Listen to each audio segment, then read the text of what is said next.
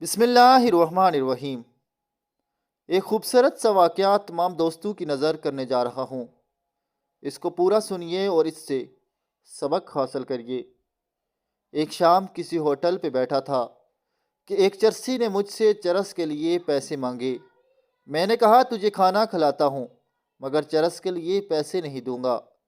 وہ بولا کھلانے والا کوئی اور ہے، تم بس چرس کے پیسے دو۔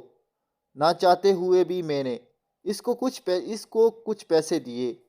جب وہ جانے لگا تو میں اس کے پیچھے گیا کہ دیکھوں یہ جاتا کہاں ہے۔ کریم میں شادی کا کوئی پروگرام تھا، لوگ کھانے کے برتن ادھر ادھر لے جا رہے تھے۔ ایسے میں ایک آدمی سے برتن چھوٹ کر گر گیا۔ اس نے برتن اٹھایا اور چل دیا۔ وہ چرسی انہی چاولوں کے سامنے بیٹھ گیا اور کھانے لگا۔ جب اس کی نظر مجھ پر پڑی تو اس نے ایک جملہ کہا جو میرے کانوں میں ابھی تک گردش کر رہا ہے۔ اس نے کہا اس کے ساتھ تعلقات آج کل کچھ خراب ہیں۔ ایک مرتبہ پھر اس لفظ کو سنیے، اس کے ساتھ تعلقات آج کل کچھ خراب ہیں، ورنہ برتن ہی میں دیتا ہے۔ کریم اتنا ہے کہ ناراض بھی ہو تو بھوکا نہیں دیکھ سکتا۔